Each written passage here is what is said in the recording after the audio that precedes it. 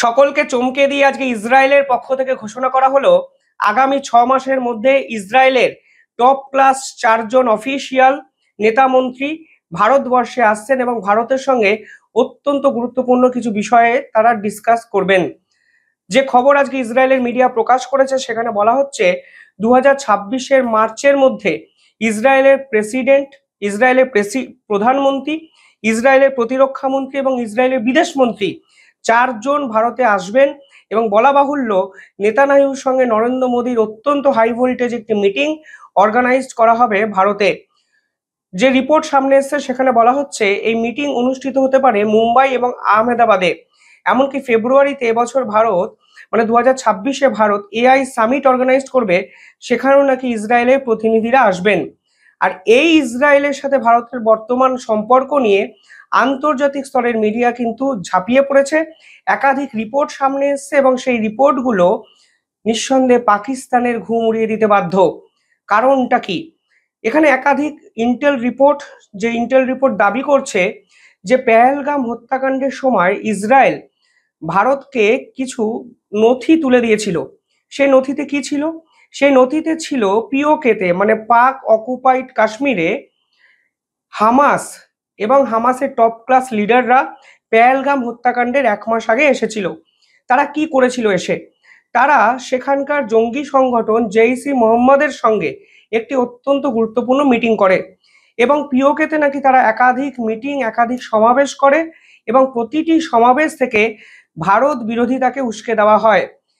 হামাসের কোন কোন অফিসিয়াল, হামাসের কোন কোন প্রতিনিধি পিওকেতে সেই মিটিং করেছিল তা কিন্তু ইসরায়েল ভারতকে জানিয়েছে এবং মনে করা হচ্ছে এই হামাস এখন পিওকে অঞ্চলে অ্যাক্টিভ হওয়ার চেষ্টা করছে বিভিন্ন সংগঠনের সঙ্গে হাতে হাত মিলিয়ে, এবং পাকিস্তান সেনাবাহিনী এটিকে মদদ করছে এবং ইসরায়েল পরিষ্কারভাবে বলছে যে হামাস পিওকেতে অ্যাক্টিভলি যেভাবে বিভিন্ন কর্মসূচি চালানোর পরিকল্পনা করছে তা ভারতের সুরক্ষার জন্য অত্যন্ত অত্যন্ত গুরুত্বপূর্ণ এবং অত্যন্ত বিপদগ্রস্ত একটা জায়গায় কিন্তু ভারতের এই সীমানাকে নিয়ে যেতে পারে। এবং এই সফরে মনে করা হচ্ছে যে ইসরায়েল হামাস এবং পাকিস্তানের জঙ্গি সংগঠনের বিপক্ষে একাধিক অপারেশনাল অ্যাক্টিভিটি নিয়ে ভারতের সঙ্গে সরাসরি কথা বলবে।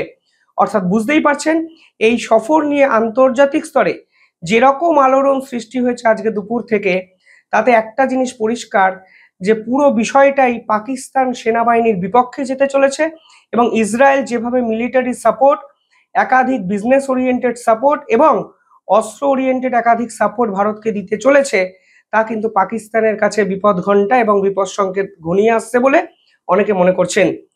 একাধিক রিপোর্ট সামনে আসছে যেখানে বলা হচ্ছে যে ডোনাল্ড ট্রাম্পের আমেরিকা যখন ভারতের উপর ট্যারিফ চাপিয়েছিল তখন ইসরায়েল একমাত্র রাষ্ট্র যে ভারতে এসে ব্যবসায়ী সম্পর্ক বাড়িয়েছিল ভারতের সঙ্গে।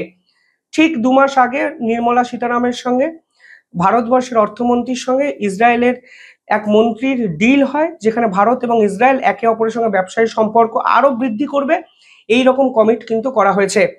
অর্থাৎ ইসরায়েল এই মুহূর্তে ভারতের সঙ্গে সম্পর্ক বিল্ড আপ করছে শুধু মিলিটারি সাপোর্ট দেওয়ার নয়, ভারতকে তারা দক্ষিণ এশিয়ায় স্ট্র্যাটেজিক পার্টনার হিসাবে স্বীকৃতি দিতে চাইছে, যা কিন্তু অত্যন্ত গুরুত্বপূর্ণ একটি মুভ ইসরায়েল এবং ভারতের দুপক্ষের জন্যই।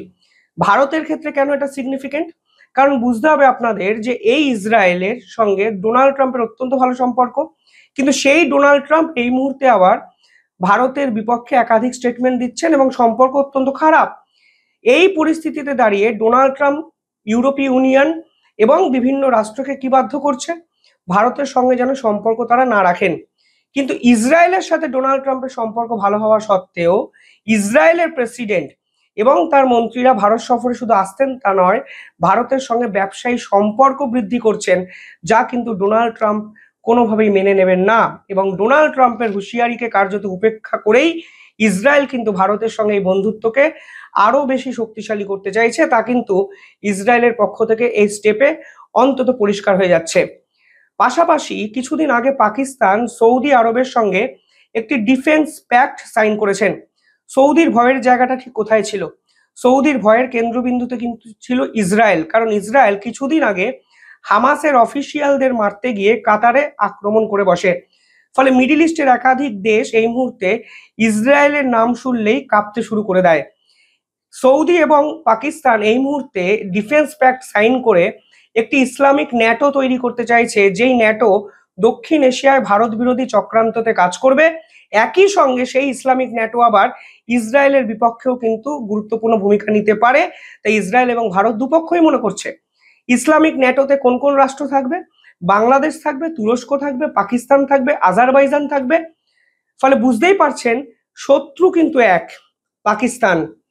এবং এই ইসলামিক ন্যাটো ভারত এবং ইসরায়েল দুপক্ষের বিপক্ষেই অ্যাগ্রেসিভ হতে পারে, তাই ইসরায়েল মনে করছে, এবং ইসরায়েল মনে করছে বলেই তারা তড়িঘড়ি তাদের টপ মোস্ট 4 জন অফিসিয়াল নেতানায়ু সহ ভারতবর্ষে পাঠাচ্ছেন এবং এই ইসলামিক ন্যাটোর বিপক্ষে শক্তিশালী এক স্ট্রং কম্বিনেশন তৈরি করতে চাইছেন, যা কিন্তু পিওকে, পাকিস্তান, হামাস, সৌদি এবং যত ইসলামিক ন্যাটোর সদস্যভুক্ত রাষ্ট্র আছে তুরস্ক এবং বাংলাদেশ সহ তাদের বিপক্ষে শক্তিশালী প্রতিরোধ গড়ে তুলতে পারে। এবং যদি সেটা হয় তাহলে কিন্তু বিশ্বাস করুন সাম্প্রতিক সময় ভারতের পক্ষে অত্যন্ত স্ট্রংগেস্ট একটা স্ট্র্যাটেজিক মুভ হতে পারে সেটা।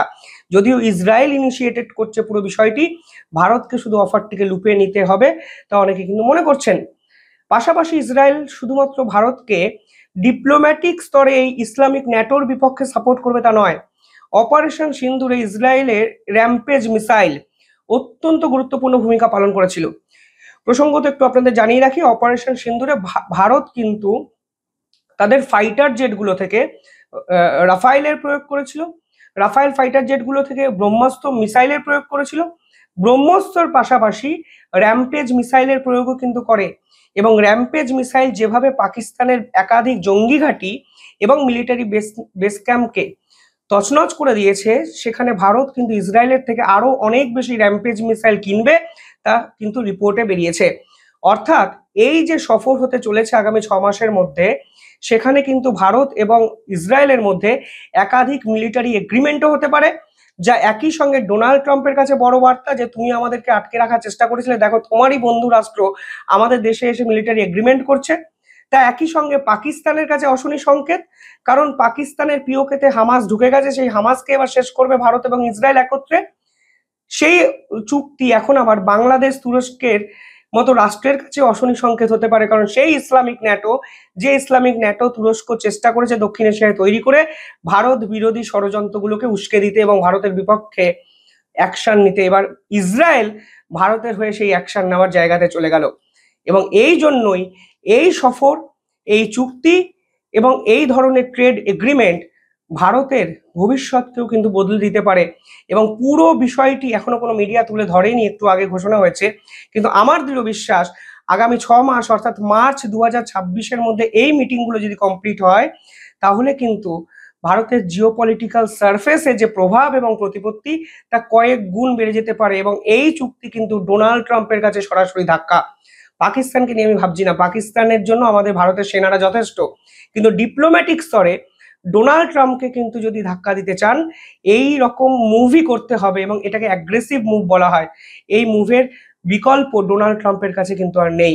তাদের 1 নম্বর বন্ধু রাষ্ট্র, তাদের 1 নম্বর বর্তমান শত্রুর সঙ্গে এসে মিলিটারি এগ্রিমেন্ট, ট্রেড এগ্রিমেন্ট করে যাচ্ছে, এবং তাদেরই পার্টনার একটা রাষ্ট্র পাকিস্তানের বিপক্ষে করা অ্যাকশনের জন্য পরিকল্পনা হচ্ছে ভারতের মাটিতে বসে, তার ডোনাল্ড ট্রাম্পকে তো ডাইজেস্ট করতে হবে। এর থেকে বড় ধাক্কা ডোনাল্ড ট্রাম্প সাম্প্রতিক সময় পেয়েছিলেন কি, প্রশ্ন কিন্তু থেকে যায়। আপনারা কিভাবে দেখছেন পুরো বিষয়টি কমেন্টে জানাবেন। দেখতে থাকুন দ্য ইন্ডিপেন্ডেন্ট নেটওয়ার্ক। অনেকে আমাদের চ্যানেল দেখছেন কিন্তু সাবস্ক্রাইবটি করেন না, একটু সাবস্ক্রাইবটা করে দেবেন, তাহলে আমরা এই ধরনের আরো ভিডিও বানানোর ইন্সপিরেশন পাবো। ধন্যবাদ।